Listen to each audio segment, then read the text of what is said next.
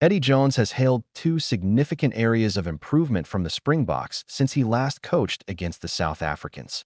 Rassie Erasmus charges romped to a 61-7 victory over the Brave Blossoms at Wembley Stadium over the weekend. Jones' first game against the Boks since his Wallabies outfit was beaten 43-12 at Loftus Versfeld in 2023.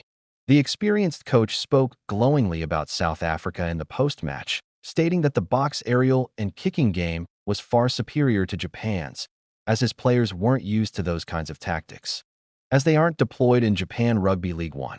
Jones revisited the game on the Rugby Unity podcast, where show host David Pembroke asked how South Africa has changed since he last coached against them. Well, there were two areas that I noticed that were significantly different. One was their speed and the height of their work around the breakdown, the Japan boss began. They were really quick, aggressive, and low. There was one breakdown when Malcolm Marx cleaned out one of our players, who was over the ball and caused the turnover. He plays for Kubota, tractor and construction equipment manufacturer, in Japan, and he literally looked like a bulldozer. He must have been half a meter in his height, and he just hit him and cleaned him out and took him off the ball. So that was really impressive. After the match, Jones spoke highly of Springboks fly half Sasha Feinberg-Mizu, who scored 2 tries and added 3 conversions in the match, and echoed those sentiments on the podcast, but also reserved praise for the other backs. Then secondly, the speed of their backs and their speed in being able to take advantage of unstructured situations has definitely improved, he added.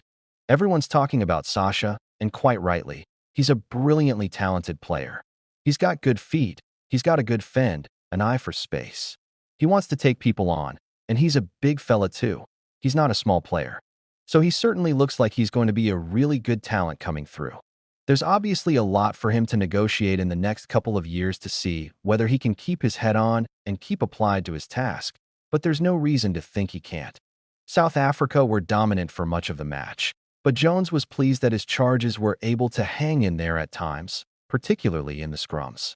Obviously, just the power of the scrum and maul. He replied when asked what else impressed him. That's always been a vital part of the Springbok game, but they're so consistent in those areas now. That's the thing. Sometimes in previous years, their lineouts have been a little bit wonky, but they're so solid in the lineout and scrum, we couldn't get any sort of advantage. I thought we hung in there really well. That was one area of our game that stood up to the pressure, so that's a positive for us. In the build-up to the match, Jones said that he was eager to catch up with Erasmus on Saturday and get a bottle of wine from the Bok head coach. However, he explained that unfortunately, there was no post-match function as both teams needed to travel the next day, with South Africa off to France and Japan heading to Ireland. No, we didn't catch up after the game. It was all a bit of a rush now with the arrangements. We were out on the road straight away, he added. But I had a quick chat with him before the game. He was in good spirits, and that's expected given the team he has.